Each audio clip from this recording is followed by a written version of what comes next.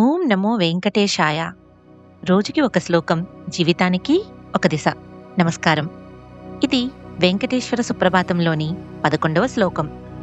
యోషా గణేన వరదగ్ని విమధ్యమానే గోశాలయేషు దరిమండన తీవ్ర ఘోషాః రోషా కలిం విదదతే కకుపశ్య కుంభాః శేషాద్రిశేఖర విభో తవ సుప్రభాతం. ఒక్కసారి ఊహించండి. ఉదయమయ్యింది.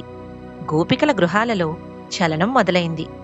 యాదవ స్త్రీలు చల్లను మదిస్తూ ఆ మదనంతో వచ్చే శబ్దాలు అంతటి ఉత్సాహంగా వినిపిస్తున్నాయి. అది విన్నప్పుడు ఆ పాత్రలే ఒకదానితో ఒకటి మాట్లాడుతున్నట్లు, కొన్నిసార్లు కలహిస్తున్నట్లు కూడా అనిపిస్తుంది. ఆ శబ్దాలన్నీ కలిసిపోతూ ఒక జీవంతో నిండిన వాతావరణాన్ని సృష్టిస్తున్నాయి. ఓ వెంకటేశ్వర స్వామి, నీకిదే శుభోదయం. ఇక్కడ ఒక ఆసక్తికరమైన జీవన సత్యం దాగి ఉంది. మనం సాధారణంగా చేసే పనులు కూడా జీవంతో, ఉత్సాహంతో చేస్తే అవి ప్రత్యేకంగా మారిపోతాయి.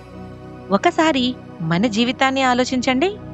మనం రోజు చేసే పనులు చాలాసార్లు రొటీన్గా అనిపిస్తాయి. కానీ అదే పనిని ఉత్సాహంతో చేస్తే ఆ పని జీవంతో నిండిపోతుంది. మన పని మారాల్సిన అవసరం లేదు, మన ఎనర్జీ మారాలి. ఆ గోపికలు నేర్పుతున్నది ఇదే. చిన్న పని అయినా పూర్తి మనసుతో చేయాలి. అప్పుడే సాధారణ పని కూడా ఆనందంగా మారుతుంది. గుర్తుంచుకోండి, పని చిన్నదా పెద్దదా కాదు, మన భావం పెద్దది. ప్రతి పనిని ఉత్సాహంతో చేయండి. జీవితం సంతోషంగా మారుతుంది. ఇది వెంకటేశ్వర సుప్రభాతంలోని 11వ శ్లోకం. రోజుకి ఒక శ్లోకం, జీవితానికి ఒక దిశ. మళ్ళీ రేపు కలుద్దాం. ఇలాంటి జీవన సత్యాలు తెలుసుకోవాలంటే మా ఛానల్ని సబ్స్క్రైబ్ చేయండి.